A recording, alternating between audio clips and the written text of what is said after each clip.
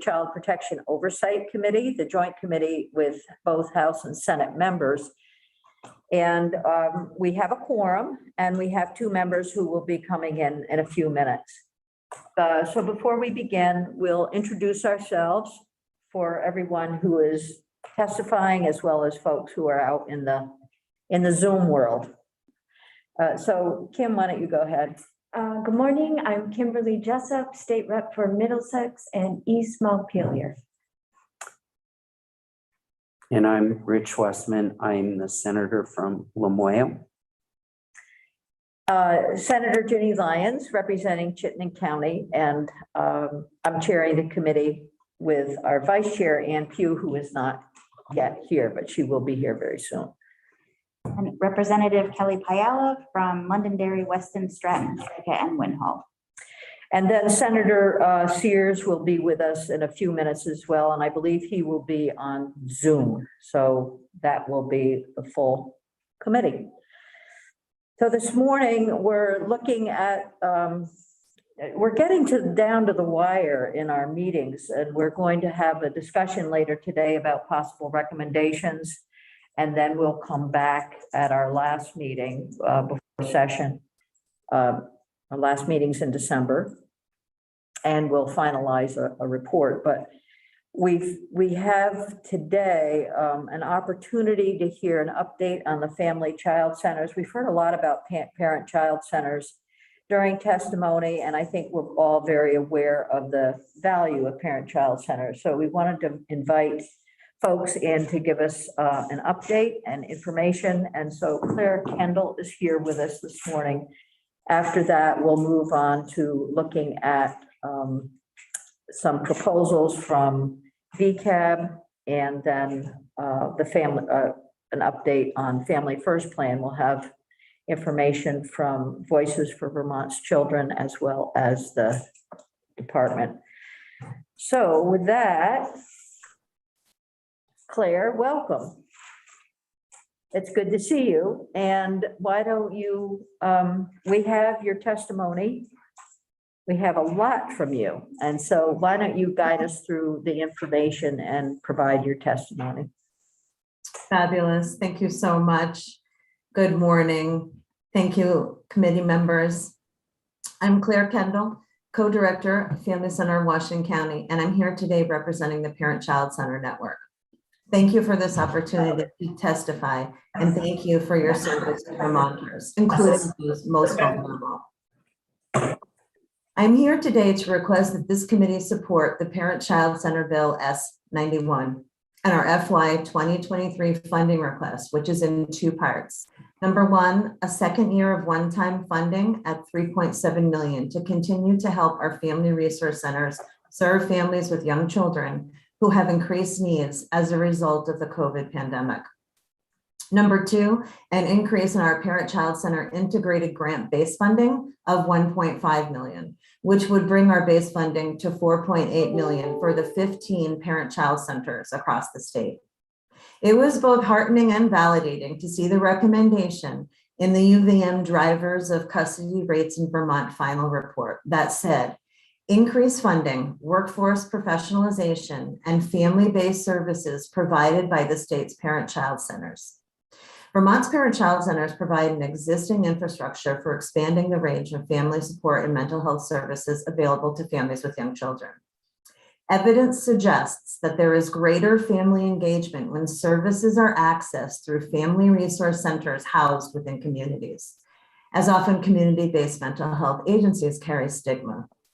Family Services Division might consider diverting funding for prevention services toward family resource centers while enhancing funding for evidence-based treatment interventions towards community-based mental health centers.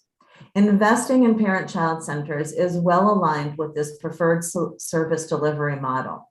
Specifically, parent-child centers can provide functional, family-centered, community-based practices that go beyond face-to-face contacts and family time visitation to focus on primary prevention and child maltreatment. Instead, they provide concrete supports that can enable families to maintain crucial connections and meet identified needs in their home communities. This is what we do. This is the cornerstone of parent-child centers. We know that when we move funding upstream to prevention services, it's better for children and better for families and more cost-effective for the state of Vermont. We hope you will make this recommendation to your colleagues. And the best way to support our work is to increase our base funding to our integrated grant. Further, to strengthen the parent-child centers and support our ongoing efforts to increase quality standards and professionalization, please work to enact S91, the Parent-Child Center Bill. I have also forwarded a summary of this bill as part of my testimony. So that's one of the attachments that you'll have gotten, and thank you so much for getting that to the committee.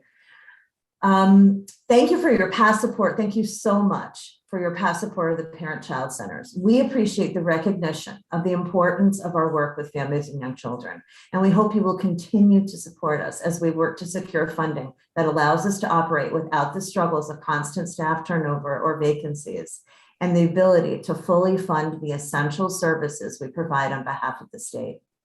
You might remember, I'm sure you remember, that parent-child centers received a general fund one-time allocation of $3.7 million in FY22.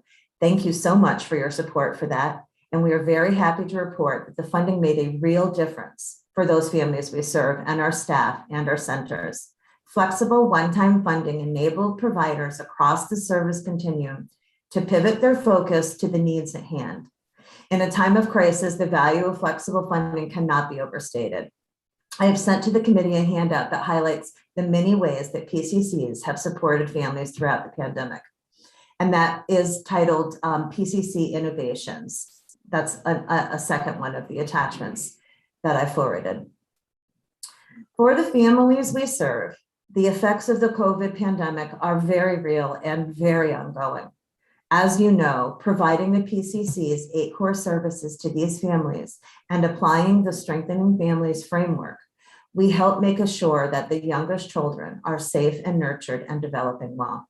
We use a state-approved, evidence-informed home visiting model, as well as many regions providing evidence-based parents as teachers home visiting model.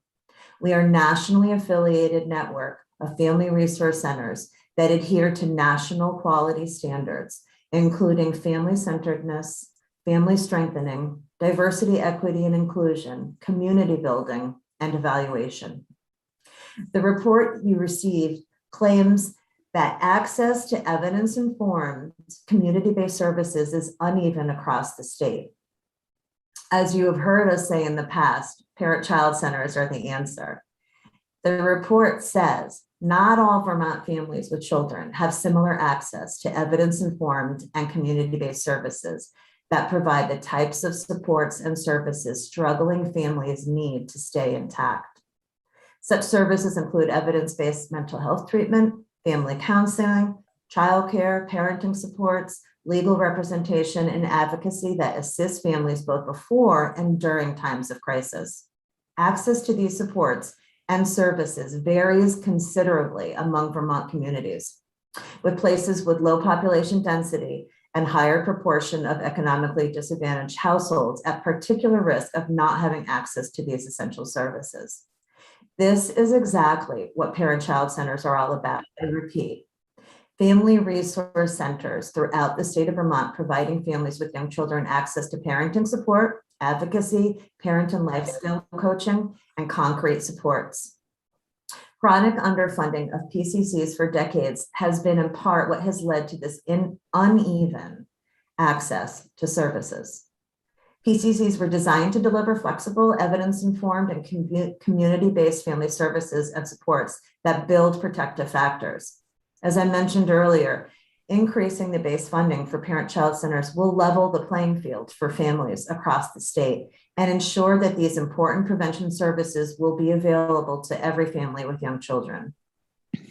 In addition, the second year of one-time funding request will help us make sure that families who are still struggling because of specific issues related to COVID will get the supports and services they need to cope and recover and make sure their children are getting what they need to be healthy and nurtured. We expect that the consequences of the COVID pandemic on families with young children will be evident for several years to come. Thus, the combination of one-time funding and an increase to base funding is critical to making sure our children are safe. Finally, the PCC bill will help ensure that parent-child centers are strong and stable partners for the state for years to come, to provide essential services to families with young children. Your support of this bill and for our funding requests will directly support families across the state and improve equitable access to services. One thing I want to highlight for our ongoing needs for funding, it supports for our staff and to increase our capacity. Our services are human services delivered by humans to humans. We need to be able to increase wages and benefits to retain and attract qualified staff. We can't compete in this current workforce shortage without competitive wages. We must be allowed to use this funding that we receive to support our staff. Vermont Parent-Child Centers provide an existing infrastructure for expanding the range of family support and mental health services available to families with young children. We know there is greater family engagement when services are accessed through family resource centers housed within communities. The services that parent-child centers provide are critical to achieving Vermont's stated outcomes for families, but inadequate state funding compromises our ability to meet the needs of all families. Thank you so much for the opportunity to speak with you today on these important matters. And thank you so much for your service to Vermonters and your focus on this important issue. Please let me know your questions. Thank you very much. That was comprehensive, and we certainly have a lot of information from you that we will, that we've already started to call through, and we appreciate that. I have questions from the members of the committee for Claire Kendall. So I do have a question, and it may be a little bit simplistic, but within your testimony, you're suggesting a need for more resources. We get that, more money for salaries, for daily, for operations, and so on. And then there's also in the bill S91, there is sort of a structural organization and network guidelines. So if you had to pick one of those, which one is going to take parent-child centers forward faster? Or are they equally important to you? How do we deal with that? Because you understand the appropriations process. So just some comments about the priorities that you see going forward in the next session. Thank you, Senator Lyons. That's a pretty big question. I apologize in advance. It's good. You're on your toes for a Friday morning. They're both equally important. I understand, and we've heard the feedback in the past that appropriations have impacts on a bill's success, allocations. And the structural part of this bill updates the language that's originally in statute. It brings it up to current practices and to the current needs across the state of Vermont. Our affiliation with the National Family Strengthening organization and our work in the standards and adhering to the standards and adopting them throughout the state it's really important work, and it brings us up to speed with this bill and statute. And the allocation is critical. We've all been doing this for decades now. And if we had a time travel clock and could go back in time and make different decisions around investing dollars, Vermont dollars in prevention, I wonder what trends we would see and curves we'd be bending today. So I fear us making an ongoing appropriation mistake and overlooking investing in prevention time and time again. More research is out all the time that underscores the long-term gains and the return on investment that is realized by putting prevention dollars in place and making it a priority. I know that this is a very supportive committee, and you are representatives that are fighting for children and families. And we thank you for that. And the allocation is as important today as the statute language that brings the structure up to current date. Thank you for that. So, and then another question related to an investment in prevention in our parent-child centers. As we look for federal dollars coming through from Build Back Better, and as you folks have evaluated the use of those dollars for, I want to say closing the gaps. So some of the what we're hearing from you is that there's a need for ongoing investment every year, and that's probably won't change. But is there a specific amount and a specific investment that's going to help maybe close some gaps and move the network forward a little bit that is one time in your thinking? Again, thank you for that question. Senator Lyons, two of the attachments that were submitted, I think get at what you're asking about. I don't know if it's worth screen sharing or just pointing your attention to it's an attachment titled Parent-Child Centers Help Achieve State Goals. And what this is it breaks down return of investment dollars, and it looks at each of our parent-child centers, all 15 in all parts of Vermont. And there's a case study for each one of our parent-child centers. And it breaks out whether it's employment support or whether it's attaining a GED or a high school diploma for a pregnant or parenting mom, whether or not it's help supporting a family that's receiving early intervention CIS services, or homelessness, getting a young family transition from homelessness to house. I think if you're able to look at this, you can see families, actual real families, and you can see the priorities are the. Uh-oh. Oh, she's frozen. Who was it? Claire Kendall. Claire, you're frozen if you can hear us. And I don't know whether we're frozen or not.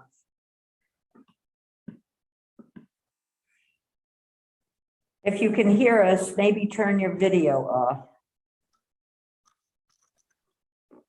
Sarah Lyons, I can hear Michelle. you. I'm on Zoom, so just, Okay, I think it's just her.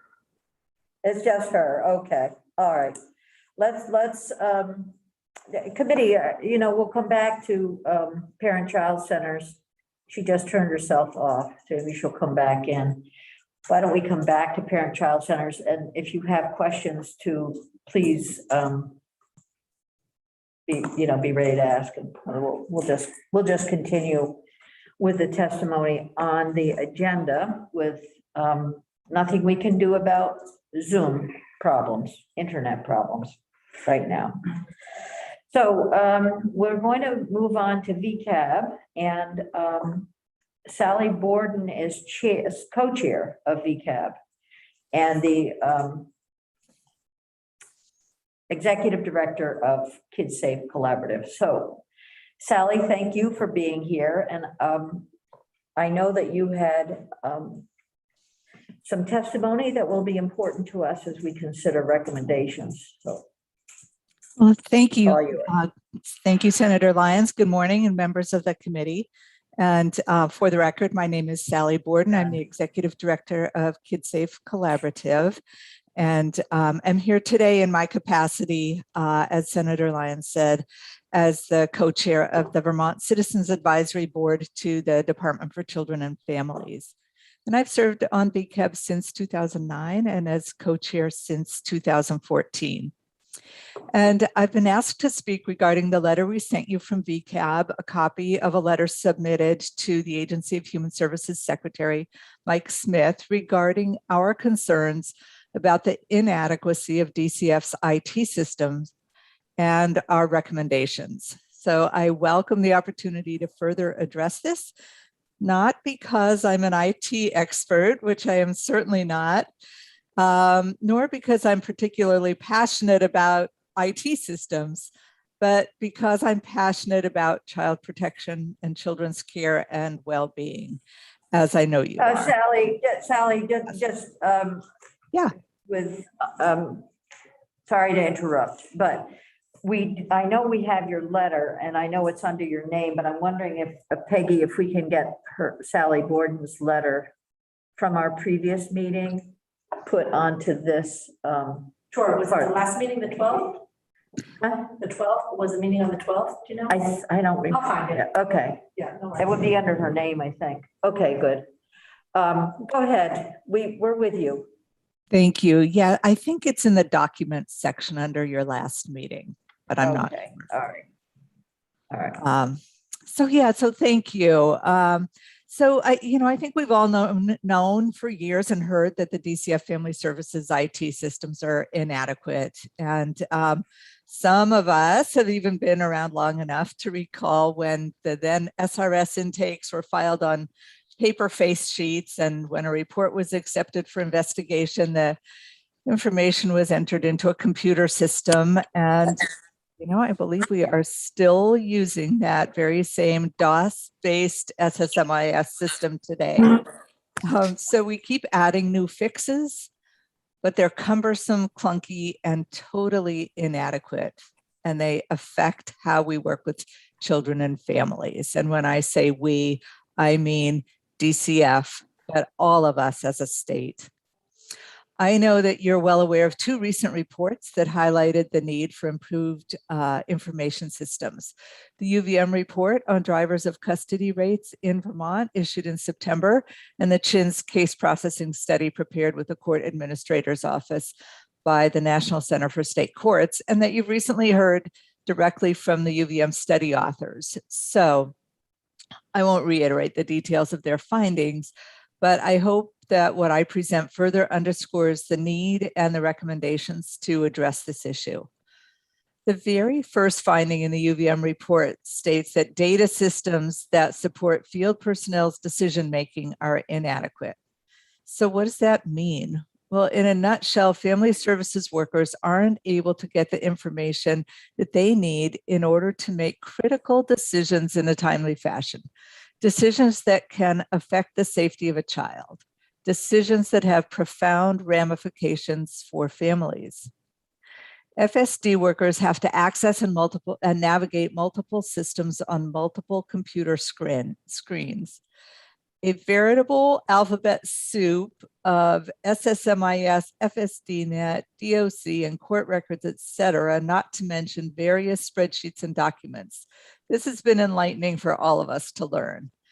They have to enter and re-enter duplicative information. It's time consuming and there's room for human error. They could miss information that's relevant and maybe terribly important.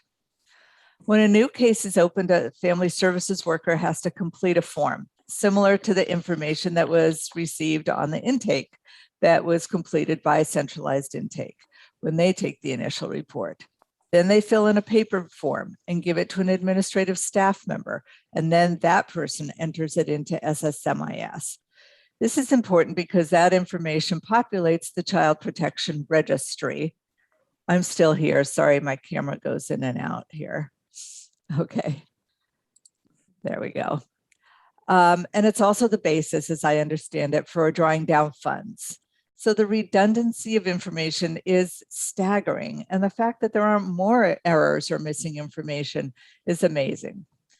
And much more importantly, our systems don't track the information that's needed to do quality social work with families. Our databases don't have fields for what does the child or family need? What service referrals did you make? Did the family access those services? And again, when I say our databases, I'm talking about DCF's databases, but I think of it as all of Vermont's children are our children. This information is often recorded in case notes, which of course makes sense. A family services worker meets with a family, maybe goes over structured decision-making tools, identifies concerns such as domestic violence or substance abuse disorder, and then refers the family to appropriate services. And then they write up their case notes. That's excellent social work.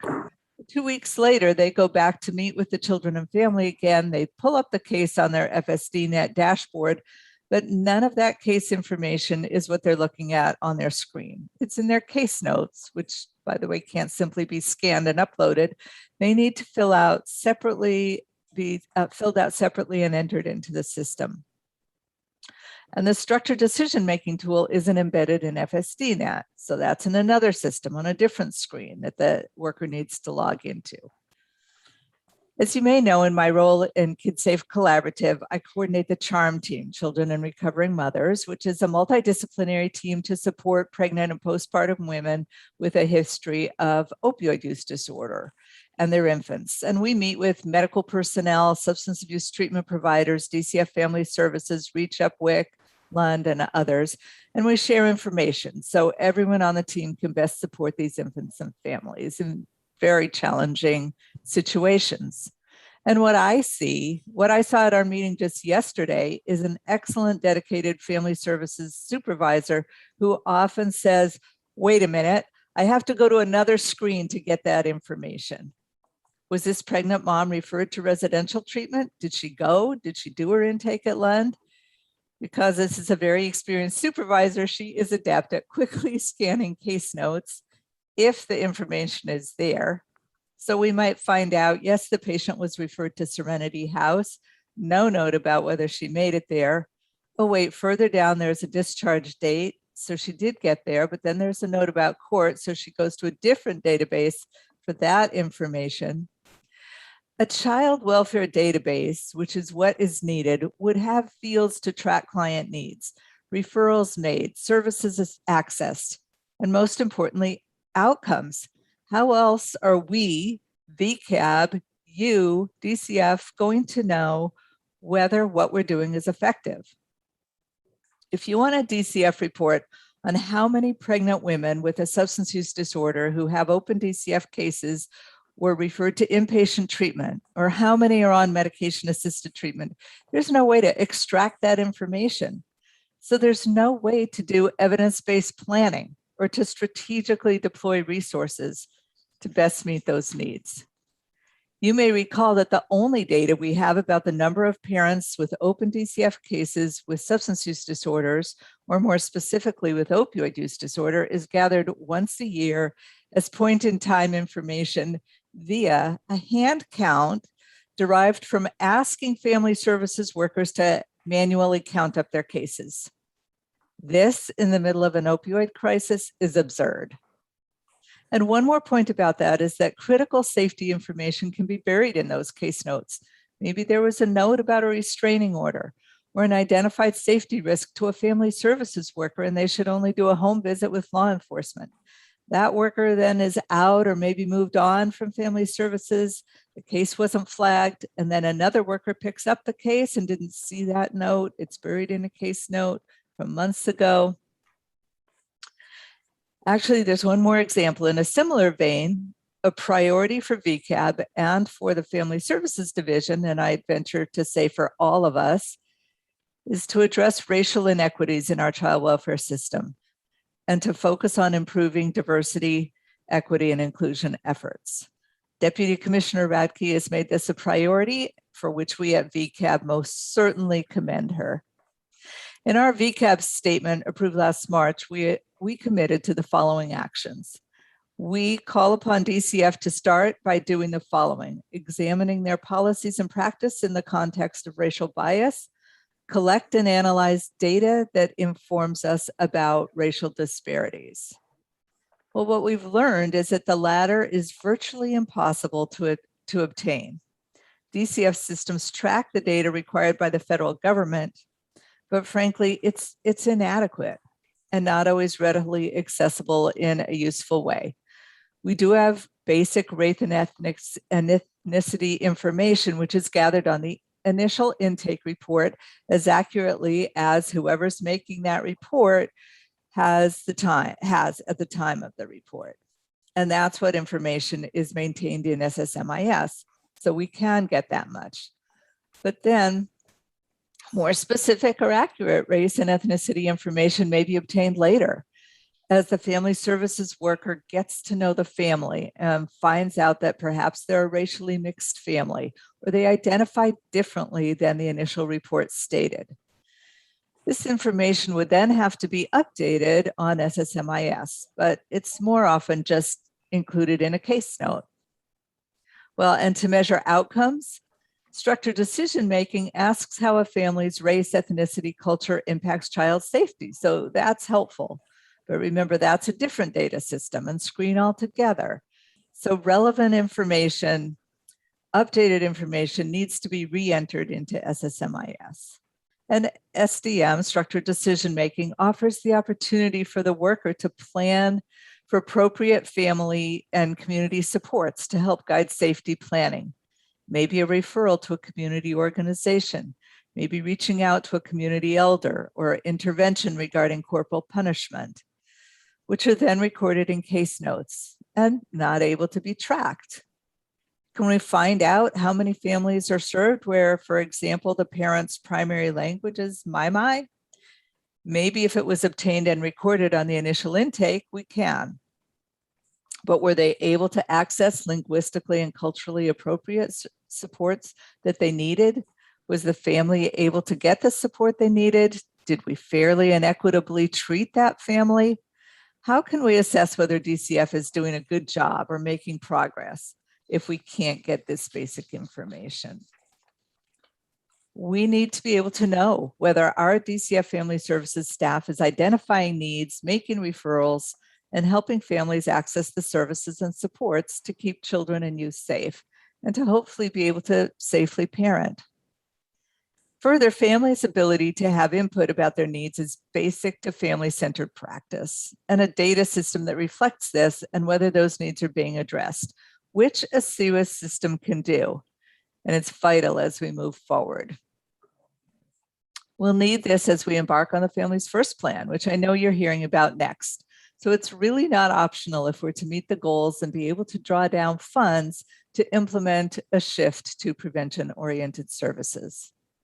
I'll share just one more example here because Senator Sears, of your focus on the juvenile justice system, that YASI screening tool, which is used to assess juvenile offenders' risks and protective factors and needs. It's a set of forms not on FSDNet.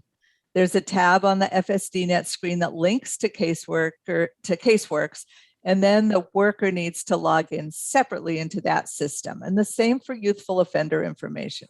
The worker needs to re-enter all the information from court into FSDNet.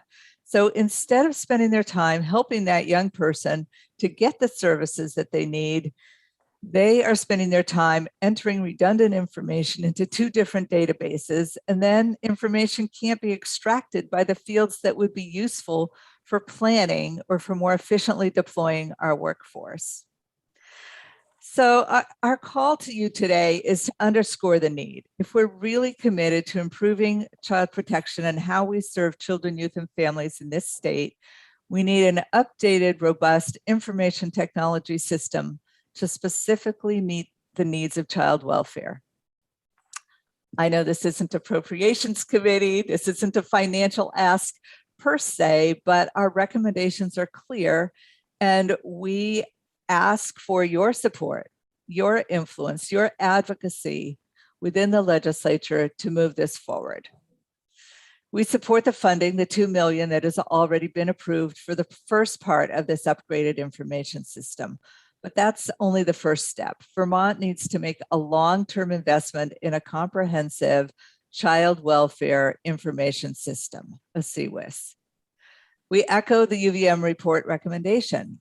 Quote, investments in a statewide child welfare information system with a user-friendly reporting interface is an immediate priority. Such systems can link administrative data with assessment tools that measure and report child safety and well-being, such as SDM.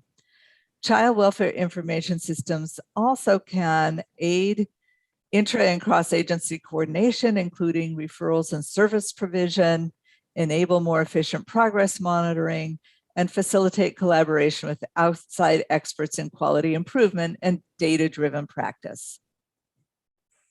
I appreciate that you're aware from those reports that 45 of 50 states have already invested in upgrading their CWIS systems or to CWIS systems.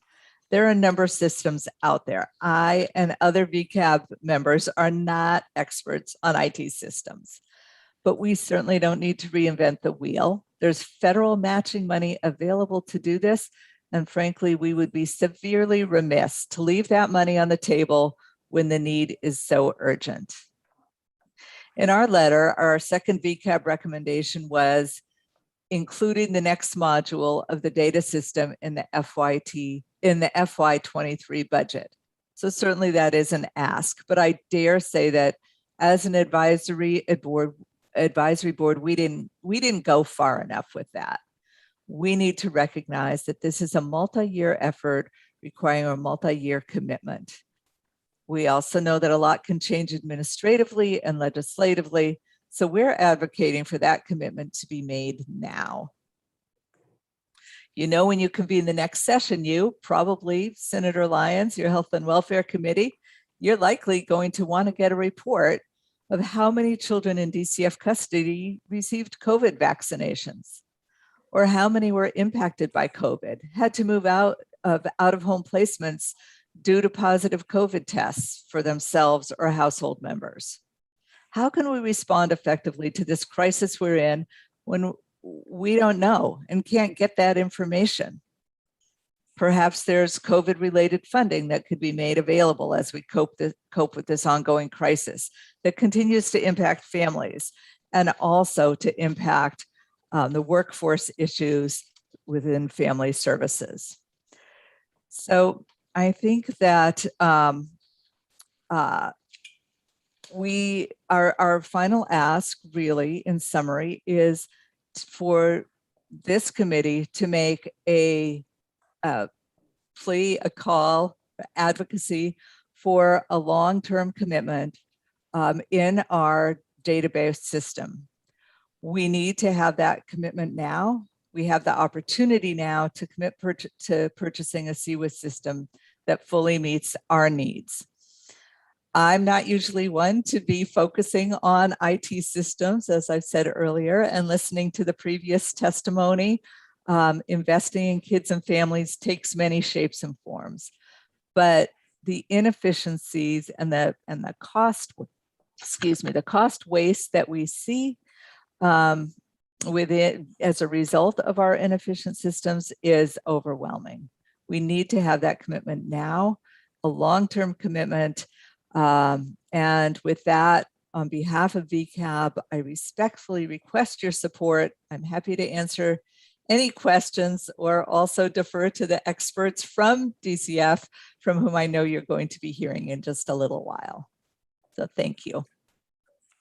Thank you. That was pretty comprehensive and more than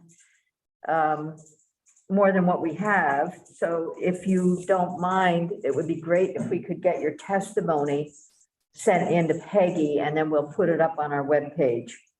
I'd be happy you do to. that? Thank you, Senator Lyons. Okay, that's terrific. I have a question. I know I just want to let Claire Kendall know that we missed her when she froze up, and we're going to go back to you in just a minute and finish up with some questions, because I think there may be some other questions. So I see the three dots at the end of the letter and the recommendations that you're making, that VCAB is making. And is there currently a plan for the extent of the sort of I see it as an IT network for kids, and how much discussion has happened within DCF, the Family Service Division, and then maybe outside, extending into judiciary or into parent-child centers? What's the level of conversation that's taken place for the planning process? You know, I'm afraid I am going to have to defer to those within the Department for Children and Families to answer that. I think we as VCAB were made aware of, the constraints of the current system and the urgency and the federal matching funding opportunity. And I think that I can't really speak to internal discussions about how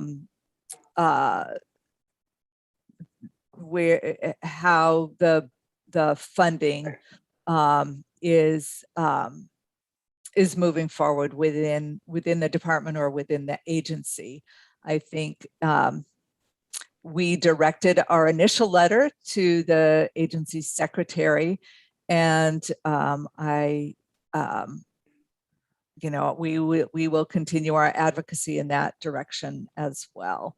But Well, yes, but at the very least, to come into compliance with the new federal rules.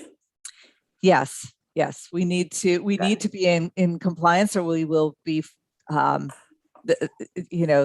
will be ramifications from that, and we are leaving money on the table by not moving forward with a significant commitment on this. And I think that is why VCAB feels that it's urgent.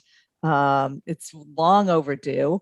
The ramifications are severe from the inadequacies and that's not to DCF. I mean, the family services workers, as you know, work extremely hard and spend a lot of time navigating those screens and those different systems to make sure they don't miss things and don't compromise the safety of the children and families they're serving. But if you look at it objectively, it's a tremendous waste of time, and we could really improve the way we deliver services and the way we evaluate services and deploy our resources more effectively. And especially as we move into a shift towards prevention, it only makes sense to do this now and to have a long-term commitment towards what it will take. I do know it's been presented as a 3-phase process. Yep. So there's that for initial 2 million and seeking the matching for that.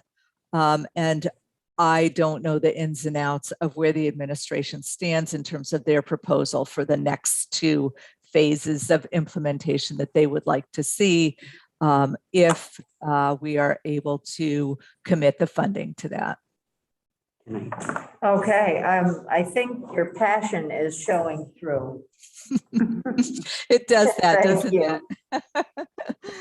it? Thank you. We get it. We understand. And I'm going to ask the committee if they have any questions. And while I'm doing that, to welcome Senator Sears and Representative Pugh, who we knew were going to be showing up, and here they are. And so at this point, any specific questions for Sally Borden on the VCAB request information? Representative Jessup.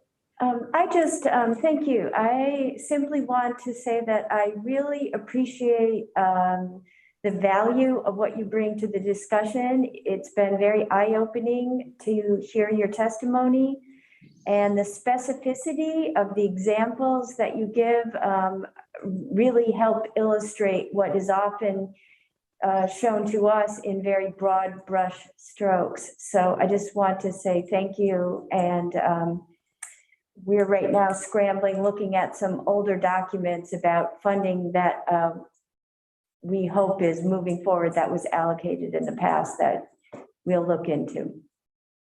Thank you. Thank you very much. Terrific. Any other questions, comments? I'd like to make a comment, not as a VCAB member, which I am, but as a member of the Oversight Committee, to express my appreciation of the specificity of your requests and how you have provided, how you on behalf of VCAB have provided very specific rationale, and it will make it makes it easier for me as a committee chair then to evaluate and to know who to come in and what questions to ask. So thank you. As a legislator, I might wonder if VCAB might consider having a member of the Parent-Child Center network as part of their membership. When I look at the membership, there is not someone, and while their focus is broader than child abuse,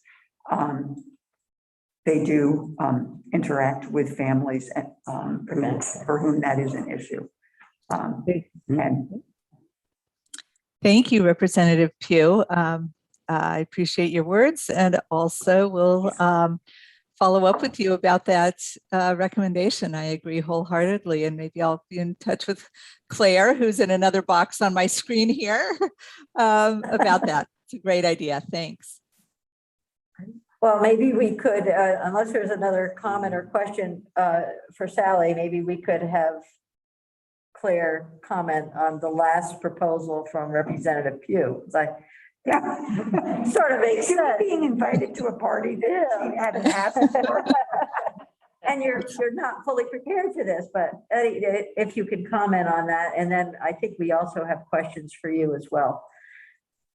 Thank you, Senator Lyons and Representative Pugh. I apologize. My Zoom did a forced Zoom update, I guess, that needed to happen this morning. So hopefully there's no more technical difficulties. We'll see. It's a long day. So 2 points. One, I want to circle back. I was getting to a point, Senator Lyons, when you asked about pointing to something specific that would make a real difference. Again, thank you all for supporting the FY22 $3.7 million one-time application. It has made a real difference, and it would really help if we could get another year of this allocation.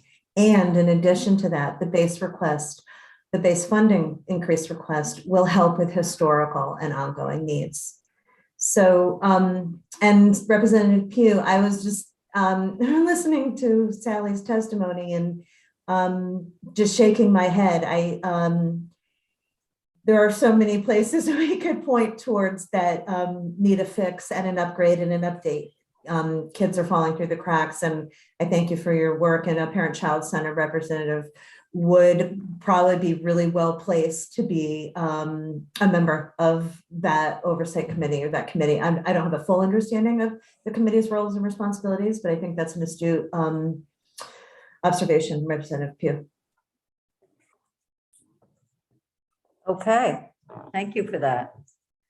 Questions, committee, for parent-child centers or VCAB, the advisory board, Citizens Advisory Board? Actually, I have a Go ahead. question. So there's a difference between evidence-informed programs and evidence-based programs. And if I'm remembering, the Family First legislation focuses on evidence-based programs, and there's a list of things that, you know, we can get federal funding for. Are the parent-child centers working on increasing the tools that they use that fall on that list so that the Family First funding can be utilized? Thank you, Representative Pahal. That's a really good question and important one. A lot of weeds to get into in that, but overarching. Yeah, I know, sorry. No, it's great. The parent-child centers have submitted, along with a consultant, Kay Johnson, who is a national expert in Vermont, and we have received approval from DCF for our evidence-informed parent-child center home visiting model.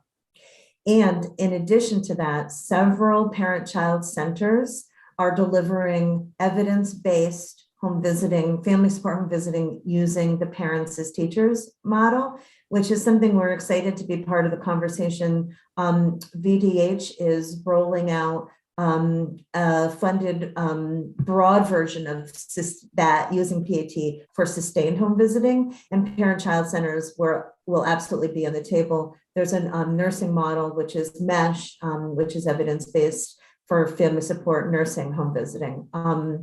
So are we currently exploring today the parent-child center new evidence-based home visiting models to bring to the network? No, what we feel would be really important to do would be to take a look at investing in the evidence-informed work that parent-child centers are doing and to fully fund that work. And I would think to have it be a tandem approach, that there's the evidence-based models that are being delivered by certain entities, such as I think the parent-child psychotherapy models, the mental health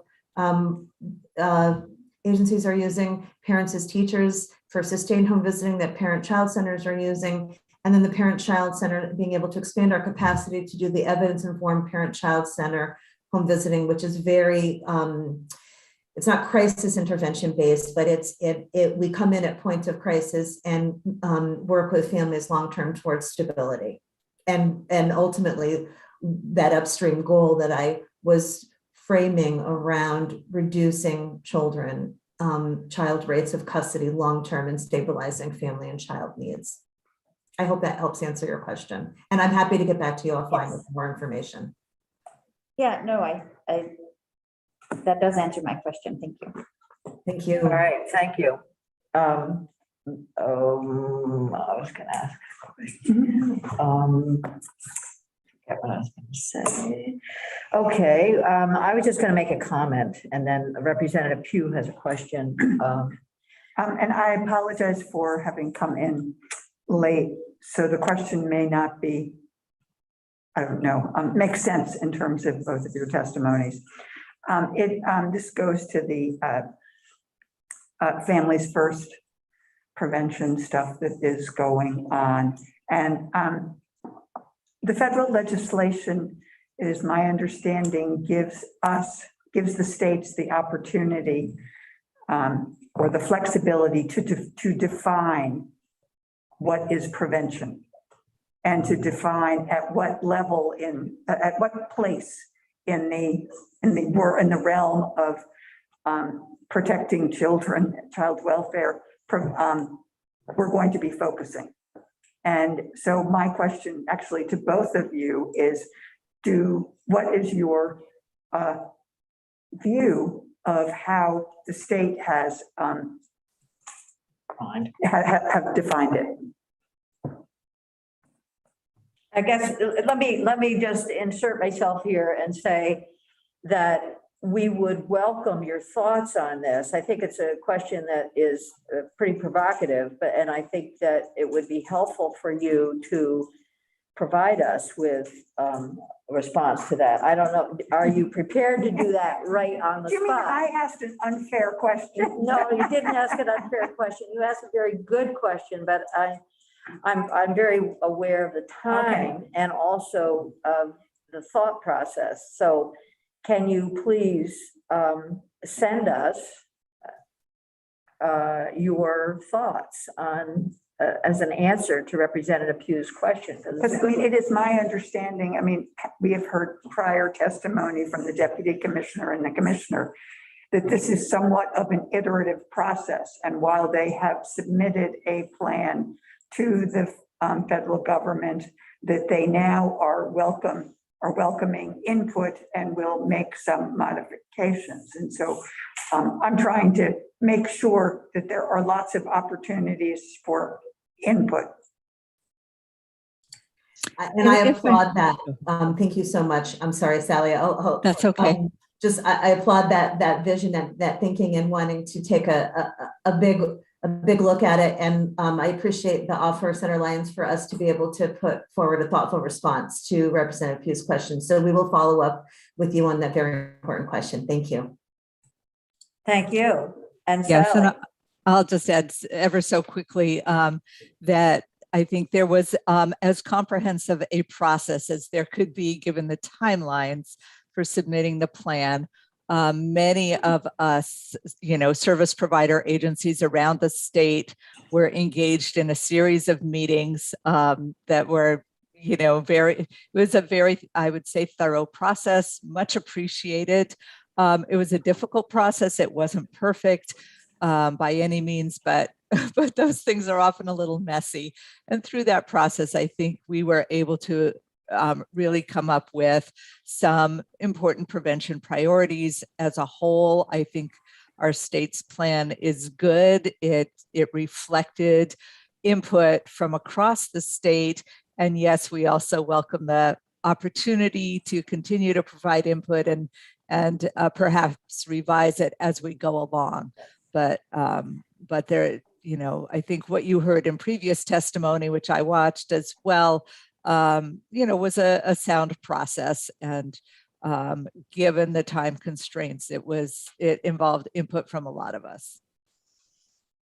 Thank you. That it will be helpful to have your continuing involvement, and if you can get us a response to Representative Hugh's question, that would be extremely helpful. And we'll put it on we'll add it in with our webpage, because we're getting at a stage now where your information will be helpful to us as we evaluate our recommendations. And I just wanted to make a comment that I'm very pleased to hear about the home visiting and how the evidence-based program is going forward. I'm trying to remember what year it was. It was probably 2016 that a group of us from Vermont went out to the Aspen Institute and developed the proposal for this. And it's actually starting to make a difference on the ground, which is always the difficult piece. So thank you for your work on that very much. So I think we're going to move ahead and listen to Amy Brady from Voices for Vermont's Children. And by no means have we left behind parent-child centers or VCAB. We want you to stay engaged with us as well. Senator Westman. I would just say what this whole last discussion brought up for me, and Representative Jessup and I are sitting here going through, is in the overall, it's hard to have a picture for DCF in total of what IT projects they have out there. We've just put together the funding in childcare for the 6.7 that I think had development money before the 6.7 went in. And we moved from a system the old system that was like 150,000 to maintain, to the new system that's going to be 850,000 a year. That's just in childcare, but I don't have an overall picture for DCF particularly of what all of their IT needs are and what's going on there. So that sounds like something that we can ask for and recommend, that somehow recommend, ask for as we're going forward. Because if we make our recommendation in there. Yeah, it's hard to make a recommendation about a piece when you don't know a tree, when the whole forest is kind of. And our recommendation, depending upon what happens between now and the end of December, may be that the committees of jurisdiction gain this information. And I put the S on committees of jurisdiction because it's not just the funding and human services, but at least on the House side, we have an energy and technology committee that, given my love of technology, if they want to get involved in this, it would be quite. They want to help, let them help. Yeah, no, but there are a lot of issues embedded whenever you put IT in place, and particularly when you start talking about infection rates and COVID, and you bump into HIPAA and all the rest. So But I will say the efforts in DCF, yes, overall, have in the very recent pocket been around the childcare system being upgraded, because they had to we couldn't participate in the new funding system that we put in place with the feds without that in place simultaneously. So it's just hard for me to be able to. Yeah, we get it. We get it. And I think we're all would feel that way as well. Thank you for thinking that through. So, Amy, thank you for being here. And we asked Amy to give us some insight into or response to the Family First Plan, and we'll do that for until about 11:30, and then we'll hear from the department. Maybe we can get into a dialogue. But so, Amy, thank you. And we have your testimony in front of us. So why don't you go right ahead? Thank you for the opportunity to testify today. For the record, I am Amy Rose, formerly Amy Brady, a policy associate. Can you turn your audio up? We'll turn you up here, but I think it's on your end. So for the record, I am Amy Rose, formerly Amy Good. Brady, a policy associate for Vermont's children.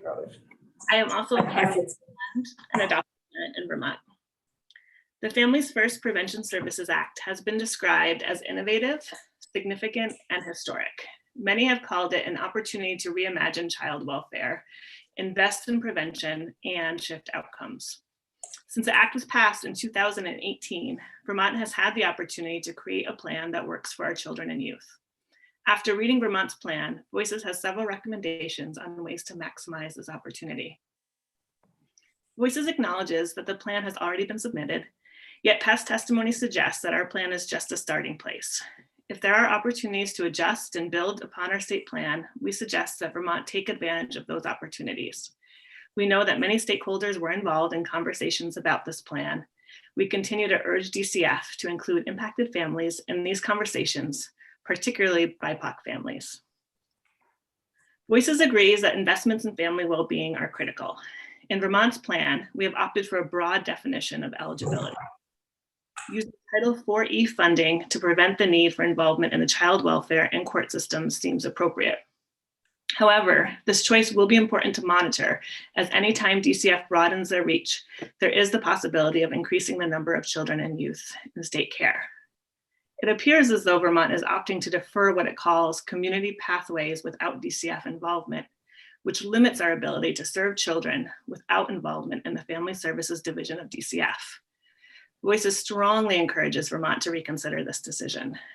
This decision of eligibility is the only opportunity for true prevention within this act. Providers should be able to assess children and youth and provide services without requiring contact with FSD.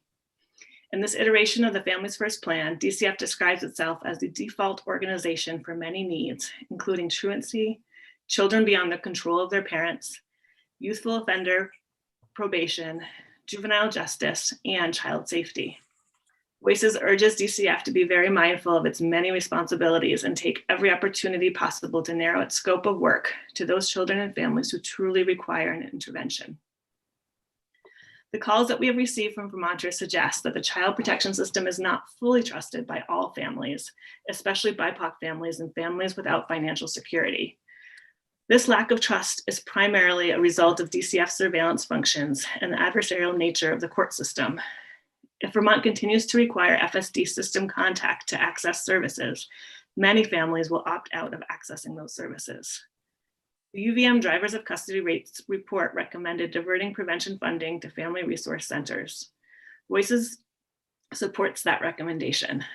Voices also suggest that FSD look into the network, youth development program, and other community serving agencies to ensure that we have a broad range of options to address the needs of children, youth, and families. It is worth noting that Vermont only chose a couple of well-documented practices to meet the evidence-based requirement. While there are pros and cons of starting small, it is worth exploring this decision more. Motivational interviewing has widespread applicability. It is also relatively easy to implement and is already present in Vermont. Voices was not surprised to see it listed and supports its inclusion.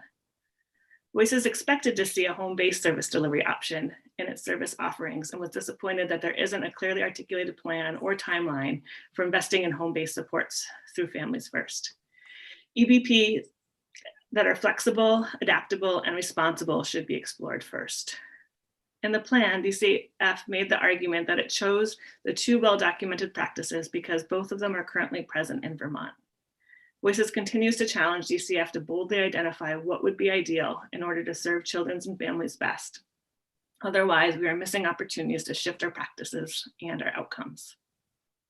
While I do not know of any evidence-based practice that addresses basic needs, there is a lot of evidence that economic support increases family preservation. Unfortunately, child welfare involvement often results in increased economic hardship. This comes from reduced TANF benefits, reduced employment to meet requirements of case plans, increased transportation to meetings and services, housing instability, and more. Chapin Hall has put together research that shows the impact of permanent housing subsidies, paid family leave, childcare subsidies, SNAP benefits, EITC, child support, and higher minimum wages on child well-being. Title IV-B funding has been described as incredibly flexible. It would be helpful to have more data on what basic needs are identified as unfilled in Vermont, to what degree the state is able to meet them, and what gaps continue to exist. We must actively and urgently support communities in having the resources and the support they need to ensure that all children can remain at home safely with their families. Voices encourages the legislature to prioritize policies that increase economic and family stability. Investments in Vermont's data system are long overdue. Voices celebrates the steps being taken to update our data systems. Until this happens, manual data collection will continue to be a burden for staff and will make it difficult to support families and track outcomes.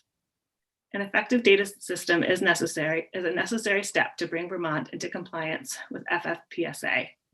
It is also an opportunity to simplify and reduce the paperwork burden for families. Families are often asked to answer intrusive and triggering questions in multiple settings. Thoughtful, consensual information data sharing could shift that practice. It will be important to be transparent about who is entering data, who is accessing data, and what the data is used for.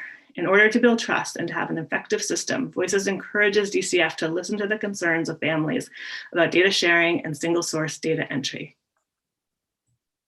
Foster parents have been incredible advocates for an updated data system for many years. They have shared stories of situations in which Vermont's antiquated data system has made it difficult for family support workers and foster parents to serve kids well. Vermont's paper trail has made it difficult to get vital information to families when transitions occur. Medication errors have occurred, past placements and family connections were not captured, and other vital information has been lost or inaccurate, causing undue harm to kids in state care. It is fitting that Families First may be the pathway to much needed data system upgrades. Youth who are exiting care continue to be denied access to their records. DCF has described how labor intensive it is to redact files in order to give youth access to them. Similar to the medical model, Voices encourages DCF to consider ways in which certain fields could be accessed by the client when a new data system is built and or purchased. Voices has included a list of questions to pay attention to as we move towards FFPSA implementation. How can we best support DCF and our provider network in order to ensure that we have skilled, trained staff available to support our children, youth, and families? How can we ensure that services are available equitably across the state? What do we know about long-term outcomes for kids who have been in state care? Do we have any data on young adults who do not participate in the youth development program? What can we learn from this data? In addition, Voices would like to highlight emerging intervention ideas to explore. Things such as including universal trauma response models, as they are less stigmatizing and not an automatic pathway to FSD interventions. Handle with care, after-hour well checks, respite, and additional mental health crisis response services are investments to explore. Voices encourages DCF and the legislature to revisit mandated reporting training and consider adding a mandated supporter piece for professionals who support kids and youth. It will be important to make sure educators and service providers have the resources, training, and tools available to support youth and children who are experiencing trauma and instability. Lastly, as Vermont looks to support youth who are pregnant, please consider peer support models, doula services, and other innovative support structures. Between the CHIMS report, the UVM report, and the Families First plan, the legislature has a lot to ponder as you decide on your action steps. Voices was pleased to see some common threads between the documents. Your committee has asked important questions about the gaps in oversight for Kern Hatton this summer. You are also aware that Vermont currently has gaps in its continuum of care. This work is important, and it takes time to listen, understand, research, and choose a path that will reduce harm and increase stability. The House has passed a strong bill to establish an Office of Child, Youth, and Family Advocate. At a time when the pendulum is shifting towards family preservation and the state is holding the responsibility to support family well-being, it is critical that there be an entity that is dedicated to monitoring and reporting the impacts of policy shifts on children and youth in our state. This minimal investment will allow for systems oversight all year long. There's often a perceived tension between family preservation and child safety, but the goal is to have both. Striking that balance is difficult work with high stakes. I would like to personally thank each of you for your commitment to getting it right and look forward to working with each of you in your committees of jurisdiction to center children and youth in your decision-making. Thank you. And thank you for providing your testimony to us. It's been great having it right here and very logically developed. Thank you very much. And I appreciate it being in writing since I had to step out for a moment. And so I've gotten to catch up. So thank you. So committee, questions for Amy Rose. Amy, I guess I would say, if you had to, it looks like your request is similar in that you would like to see an improvement to the IT system and some coordinated IT. And then beyond that, what would be a sense of your priority? I see the child advocate is referenced below, and there's a lot that we could put into the office of a child advocate. It would become a Herculean task, but you've identified some of those things there, but I'm thinking in terms of when kids are not in the control of their parents, when they are, beyond the control of their parents, if they're in the state without their family, do you see the child advocate having a role for those folks, for those kids? Thank you for that question, Senator. I do. I think that you're correct that an Office of Child, Youth, and Family Advocate will be a Herculean task for whoever applies for that position. Ideally, they'll have a team of staff to help support that work. But even in a small office, I believe that they'll be best equipped to meet the demands of the state if they have a broad scope with a narrow mission statement and the ability to prioritize their work. Because we don't know what's going to come up in the next year or in the years ahead. We don't want to put in any restrictions that will keep them from accessing information, or we don't want to create any opportunities for, the advocate to be able to say, I was really interested in this, but I wasn't able to research it further because it was outside of my scope of practice. But we also want to be fair to whoever ends up in that role and their time limitations and the massive task that we're giving them. And so many advocate offices choose to prioritize, safety first for children. And then they're able to decide which calls they want to go more deeply into and try to help with resolution, and which calls they want to track and use as more of a tool for broad systemic change. Thank you. I ask a question? Senator Sears. Yep. Thank you. Sorry, I was a little late in this part of the meeting. A hospital called me and I had to go up there for some tests. But I'm glad I heard Amy's testimony. It's important. I want to just comment, and maybe you want to comment back to me. You said there is often a perceived tension between family preservation and child safety. You just hit, to me, the nail on the head of the problem that we face.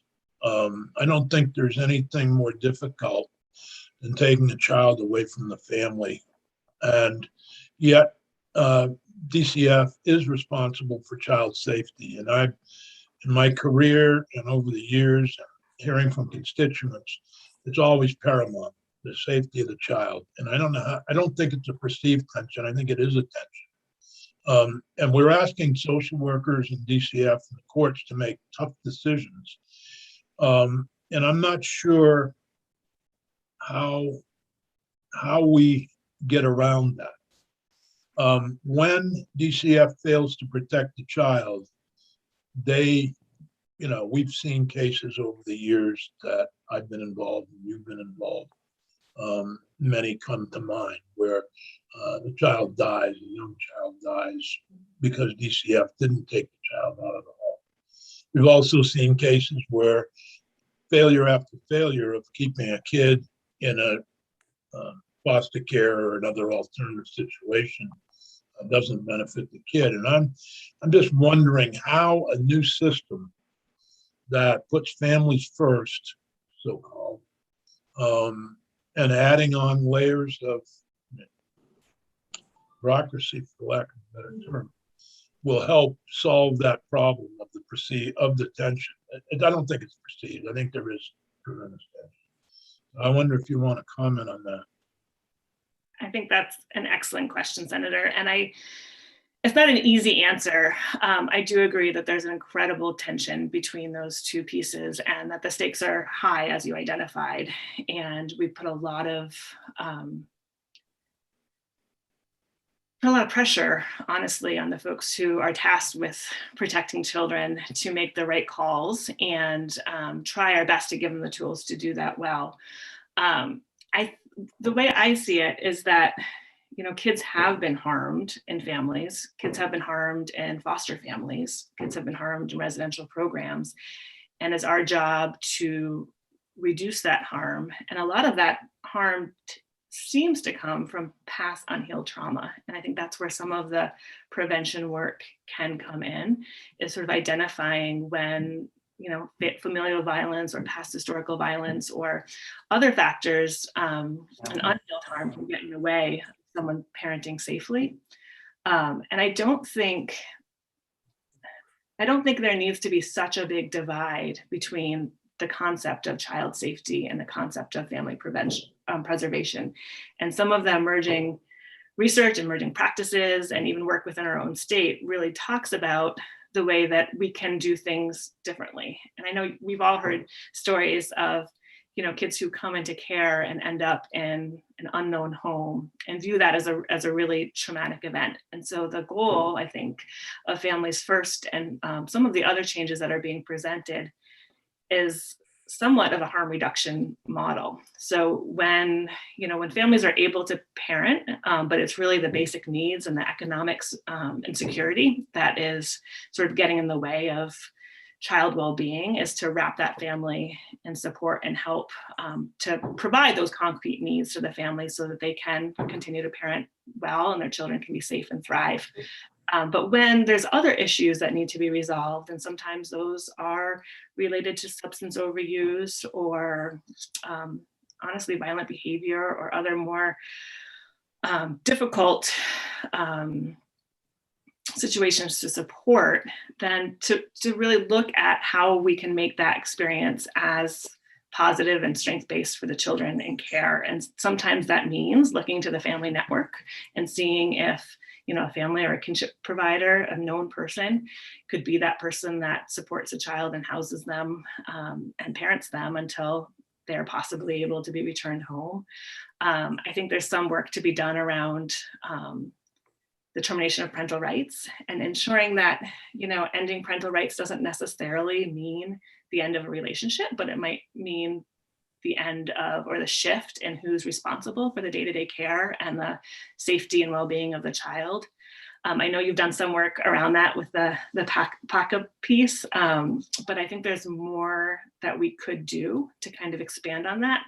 And I think that at least I know, I get a lot of calls from families in Vermont, but I also get a lot of calls from folks who are really concerned about child safety and well-being, and probably some of the same calls that you've been getting.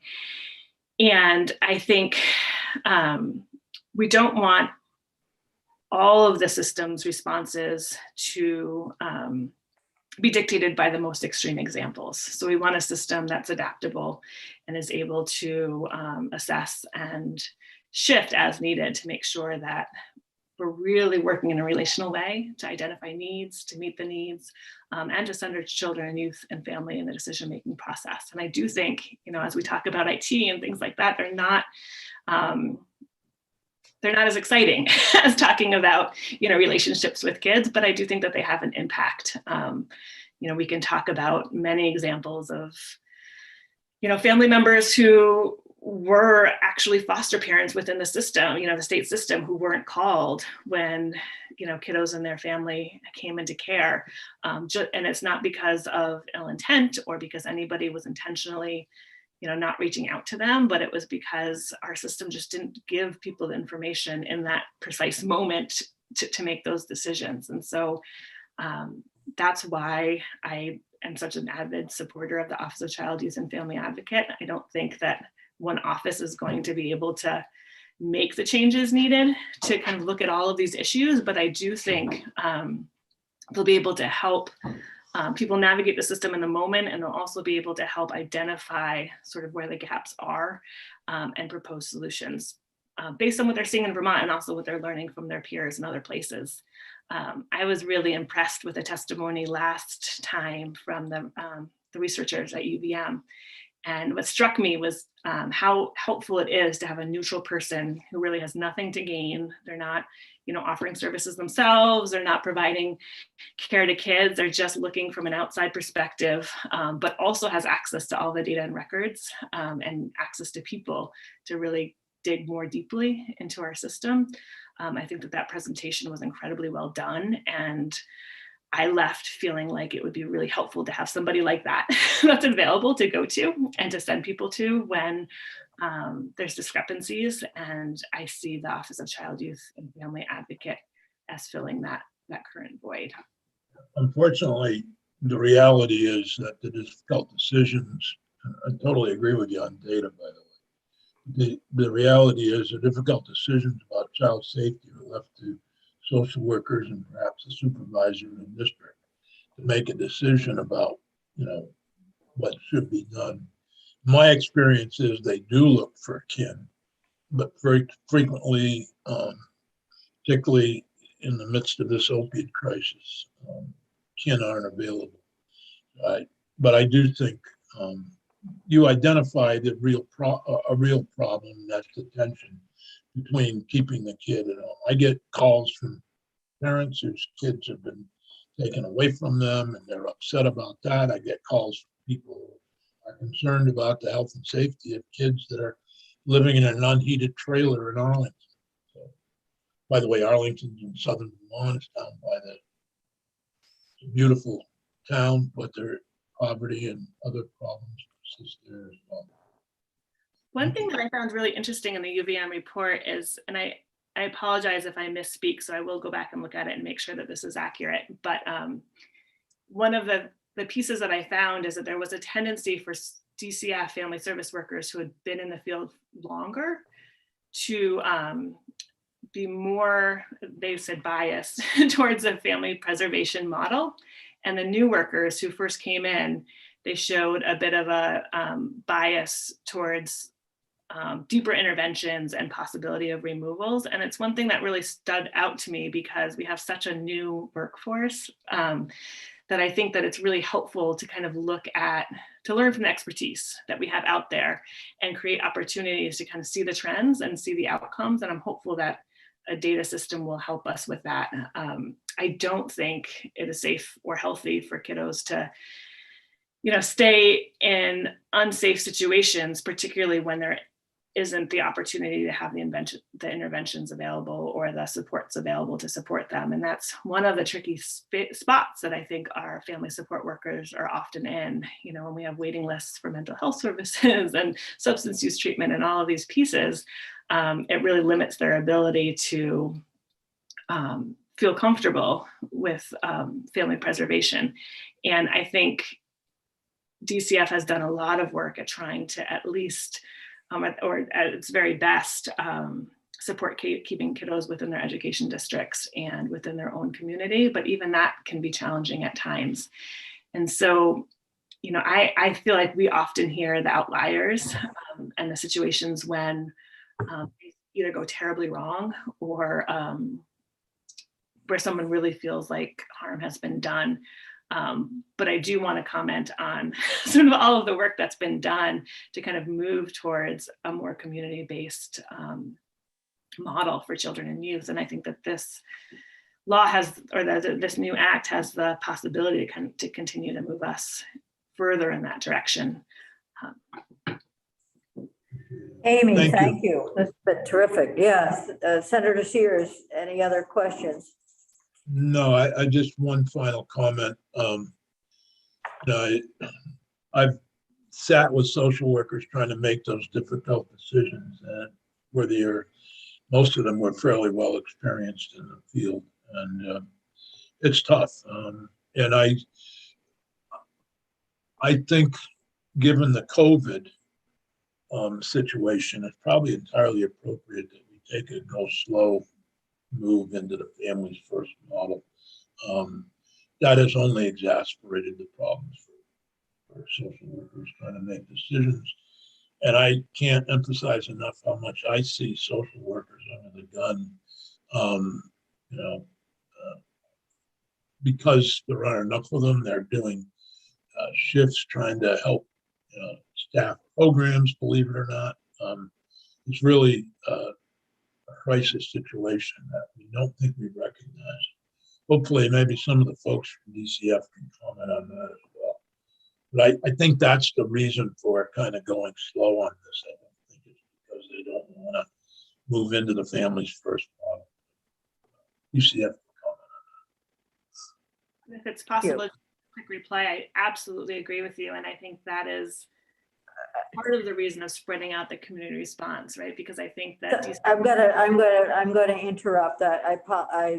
I'm sorry to do this, but I want to make sure that we have sufficient time to hear from DCF. And I think there's a lot of agreement with the last comment, and I appreciate your interest in this, Amy, but we will certainly, you will be coming back at some point, whether to this committee or to committees of jurisdiction during the session. I know that our recommendations are the beginning of a longer conversation. So thank you. And thank you for the time that each of you has given to the issues that we have asked about.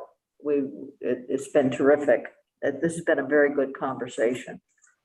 And I'd like to move on to, with very due respect, to DCF, and Deputy Commissioner Radke is here. Michael Blanchard is here, Director of IT. We've heard a lot about IT.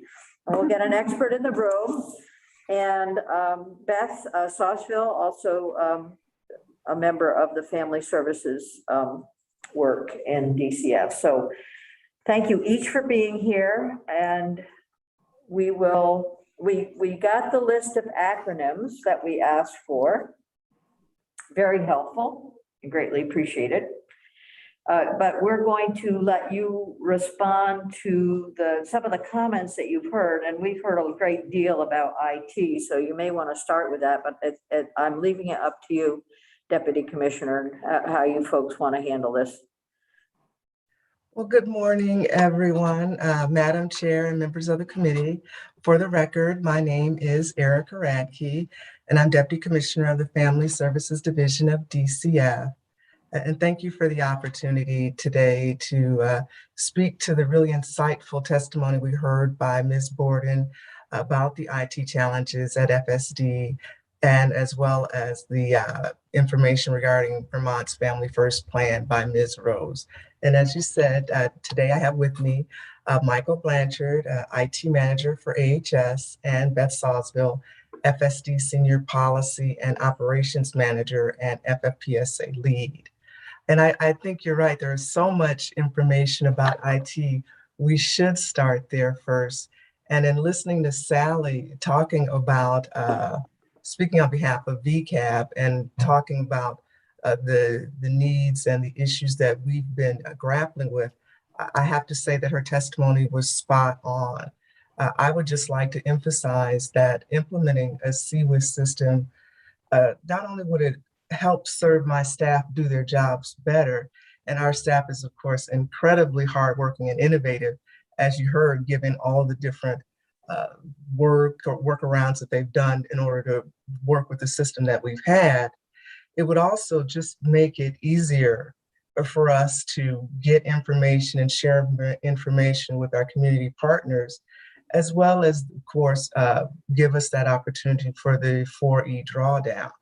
And that's why we were so happy to learn about the $2 million dollars at closeout, which we of course do have the potential of getting that federal match. Because we are definitely excited about moving forward with that first CWIS model. So I just want to know, I know the committee must have a lot of questions. So is there anything Michael and I can answer at this point?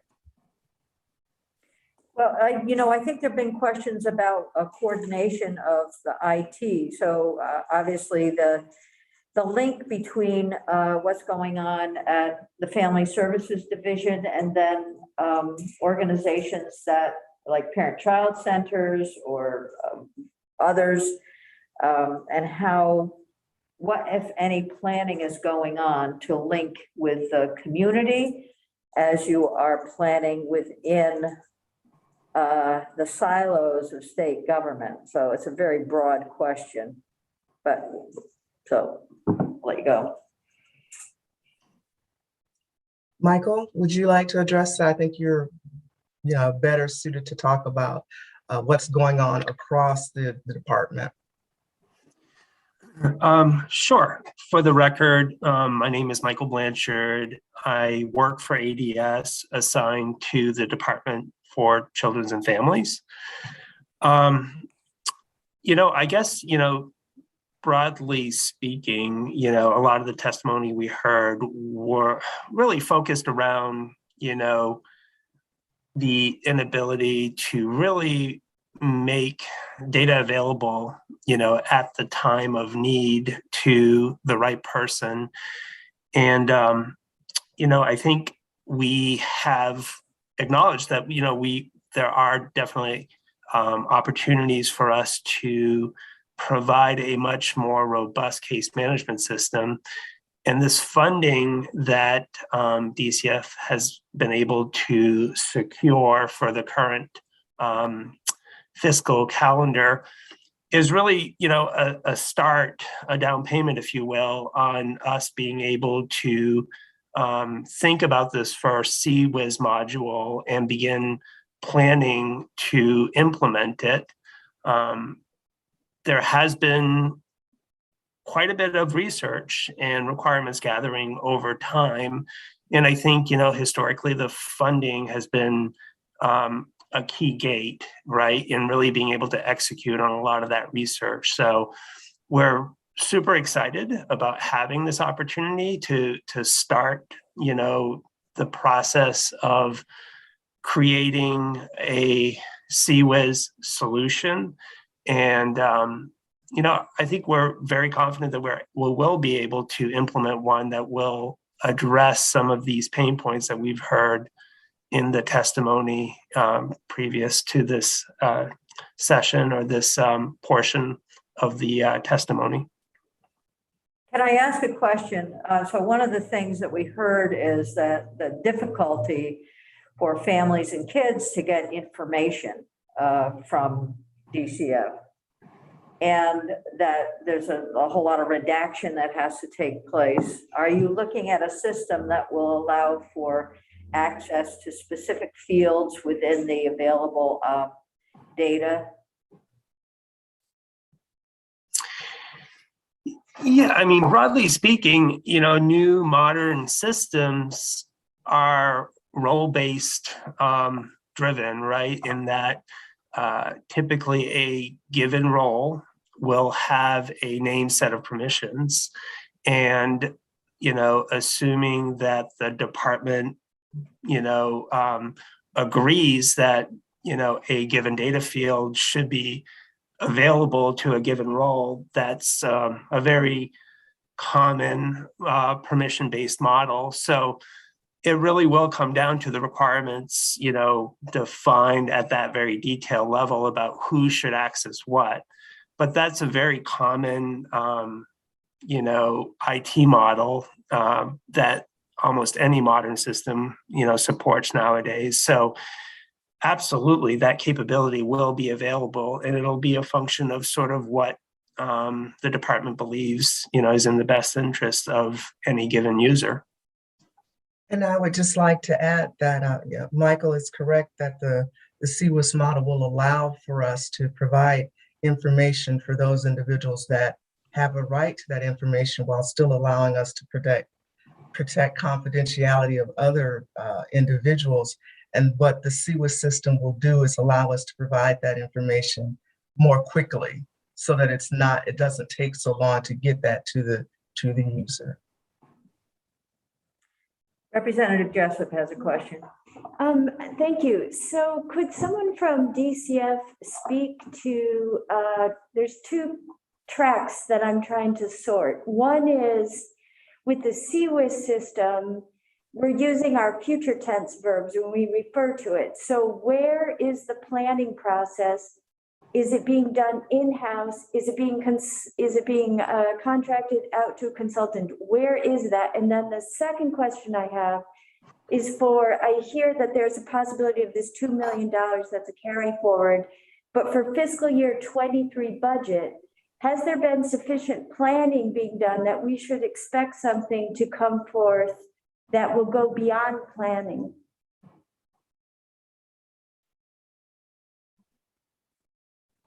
I can start with the last part of that question with regard to future planning for money for future modules.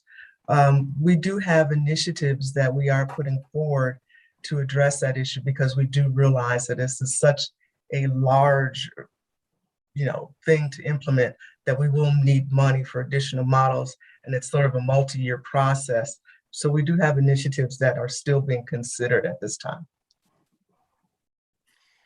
When you just say multi-year, what define multi? Thinking in terms of about a 5-year process, but it depends on when the money is there, how much work needs to be done per module.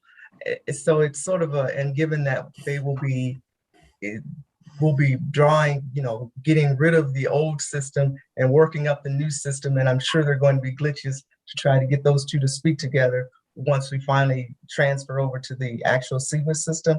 It's hard to say exactly how long that's going to take, but we've been talking about in terms of a 5-year process. But Michael, I'm sure you've been talking more to the IT people. You can add to that. Yeah, I just wanted to comment that, for the current, available funding, ADS has a very robust IT project planning mechanism known as the IT ABC form. And so we're in the planning phases of defining that form and getting the requisite approvals. But the process of populating that form and getting the requisite approval helps to really define the approach that we will take in terms of procuring, the first module. And so a decision, for example, as do we internally develop or do we outsource the development, that will be worked out through the creation of that IT ABC form. And so that's a work in progress that we're currently focused on to make that determination and get the requisite approval so that we can move forward, for example, to an RFP process to secure the appropriate resources to execute. And one follow-up question, if I could quickly, do we have any sense of a timeline when that ABC form, or I'm sorry, whatever I have seen, I'm familiar with it, it's very helpful, when the requisite sign-offs and when that particular internal ADS process might be completed?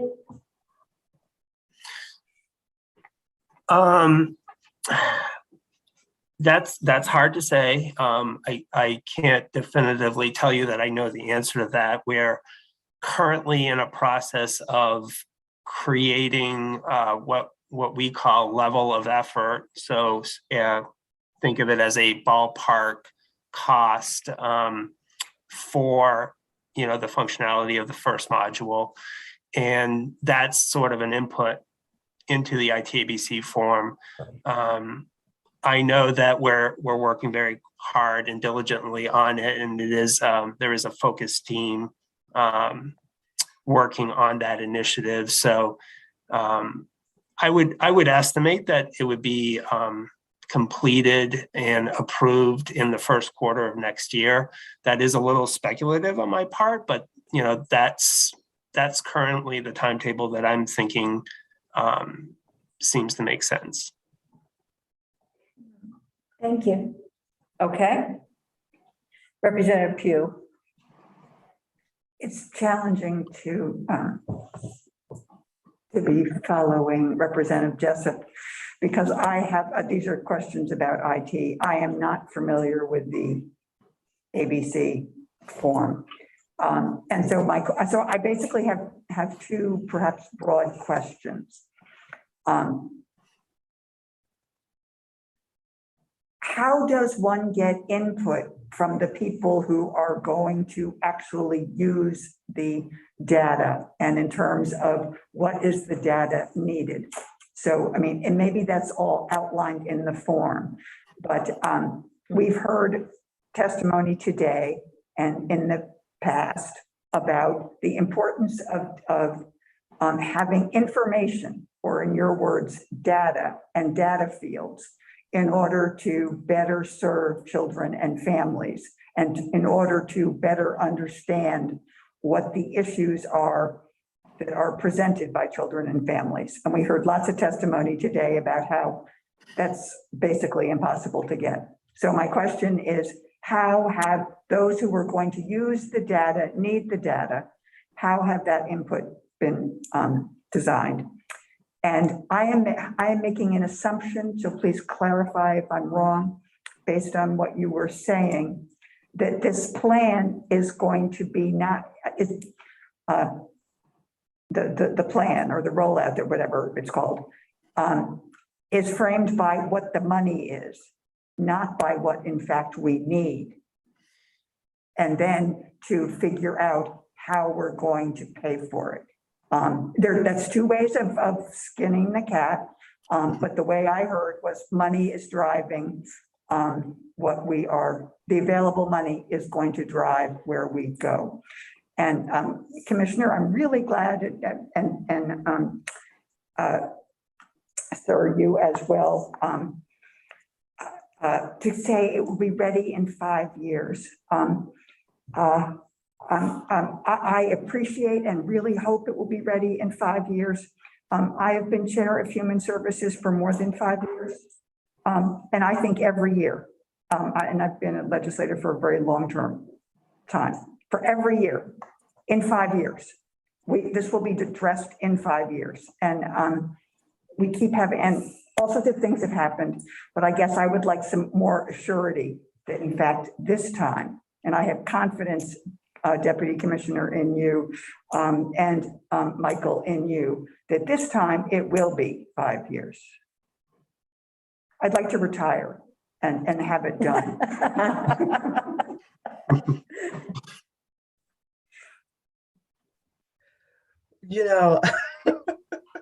We absolutely, that is our goal. We will be trying our best to do that. But of course, there are a lot of moving parts to it. But I want to address the issue of whether it's the money driving it or the need. And I want to make sure that, in this planning, we are looking at the need. That is what our primary driver is, to address all the things that Sally talked about. We, of course, need the money. But if the money is the driver and not the need, we'll get a system then that's not useful for us and that doesn't address all the problems that we have. And that's certainly not my intention. And I know it's not the intention of the committee or Michael. So I do want you to realize that it's absolutely based on fixing the issues that we see and making sure we're serving the youth and children that are in our care and custody in the best way that we can. Oh, so, Commissioner, I really appreciate hearing that and glad to hear that. Who is the we? When you say we will be, so who is involved in identifying the needs? That is an excellent question. There was a study done before I got on board for yet another, try at getting the CWIS system going. And I looked at that study, and there were discussions from not only internally in terms of people at central office and also our workers that are out in the field, but there was involvement with our partners that we deal with, those that would be inputting information, our vendors. So there was that wide discussion of what would be needed in order to make the system more efficient. And that's why when you heard those complaints in terms of people not being able to access information, that's known because we've been trying to work with them and get that information and make sure that we're addressing it when we do shift over to CWIS. I may rue the day of asking this, but Deputy Commissioner, would you provide us with that report?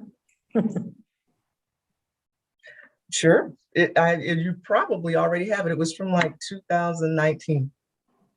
Yeah, no, but it would be great if you would send it along to Peggy, and then we can all look at the historical data that is driving some of the work that you're doing. That would be very helpful. Okay. All right, good. I mean, and think 2019 was the beginning of a time when we all went underground. We're still trying to get out of it. So we may not have that on the tip of our fingers the way you do. Any other questions, committee, at this point on the IT issue? I have one question. I'd like to open up the discussion a little bit to what Senator Sears and Amy Rose were talking about at the end, and that is related to placement, children's placement, and kind of the ongoing discussion about, is it the family or is it moving away from the family, taking away from the family?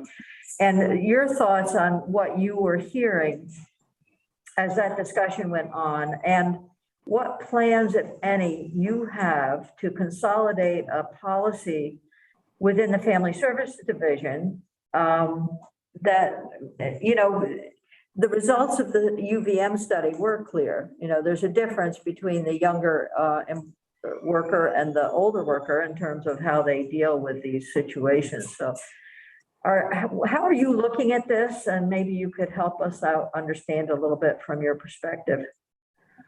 That part of the study really was fascinating, but it wasn't simply age of the worker. There was also an issue of level of education with the worker too.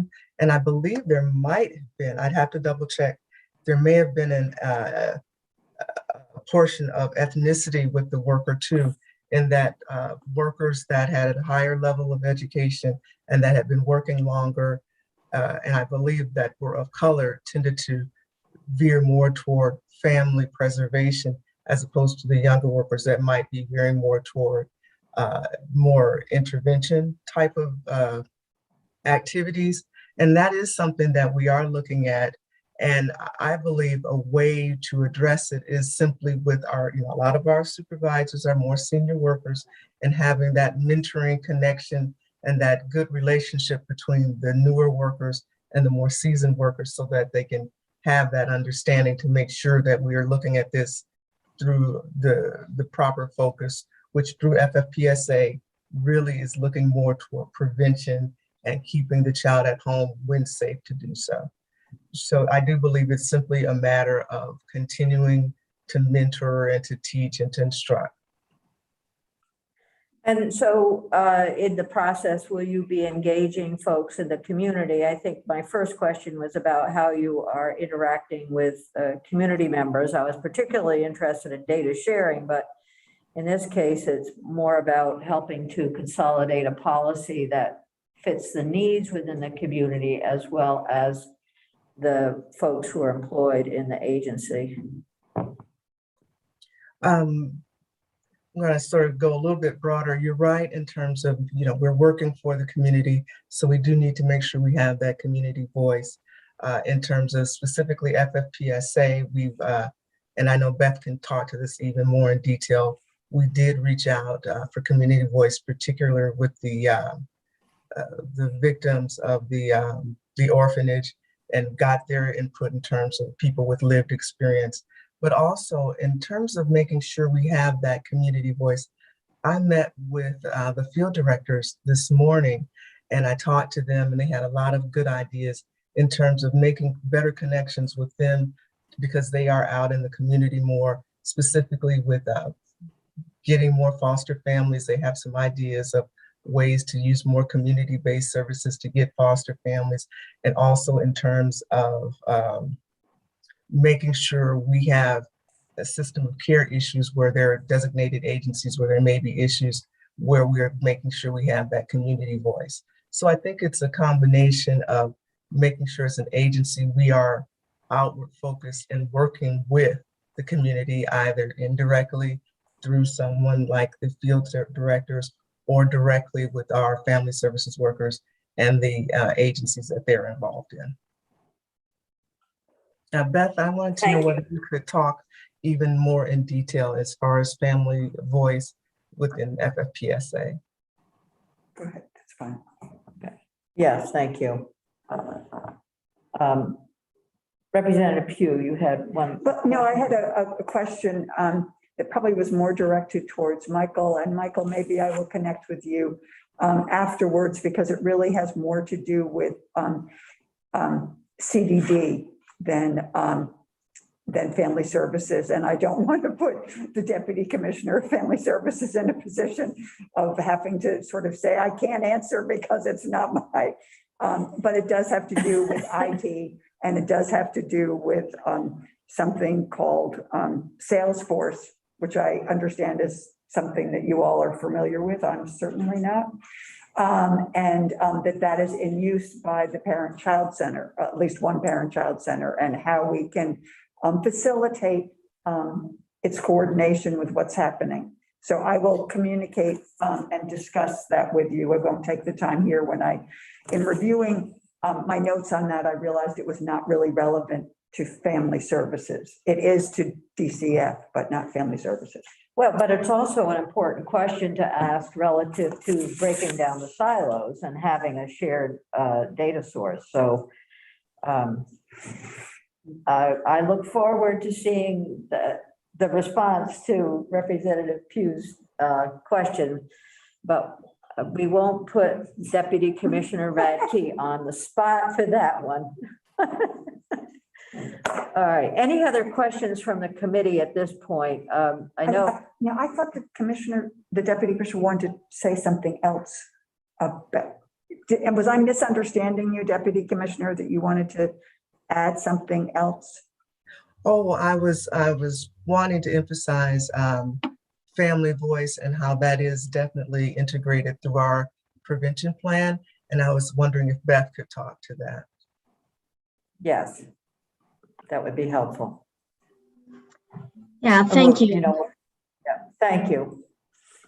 So what I would say is that we're always open to incorporating as much family voice as we can get. One of the ways that we're moving forward with doing that, and Family First, the Family First legislation has really supported this, is we are working with Casey Family Programs and a family engagement specialist through our partners at the Center for States in developing a communications plan. And part of that is an intentional way to engage families across the state with an interactive or many interactive venues. And so it's very much in the preliminary stages, but we're very excited about looking for opportunities and ways to engage families at all levels, both both with input as well as providing of information. And I think that there's an element that really speaks to, I really appreciated Amy's comments too. There's an element that really speaks to families not having to pick up the phone to ask a question or to engage family services in meeting a need that they may have. So we're very excited to be engaging in that work as well, alongside the rest of our Family First pieces. That's exciting. That I'm sitting here going, ooh, another thing for testimony come January in terms of what that looks like. You've outlined a very thoughtful process or beginning of how to get consultation to move forward. And I look forward to, I'm a concrete person. I look forward to actually hearing what the results of that are. That makes 2 of us. I probably make 6 of us already. Yeah, this is great. Senator Sears. I think you're muted, Senator. Yeah, I am. I was just agreeing with you. Got it. Oh, good. We're gonna have the biggest joint meeting in the history of the State House. Well, it's nice to see Beth here too. Yeah. She's from Bennington County. We figured. That's what we figured. Okay, any other questions or comments? It's been a full morning and everything we've heard is really, really exciting to hear that folks are moving forward on a number of things, but there's still outstanding questions. And as Representative Pugh has said, we look forward to further testimony in our committees in this session. So thank you. Thank you for being here. So we can go off recording now.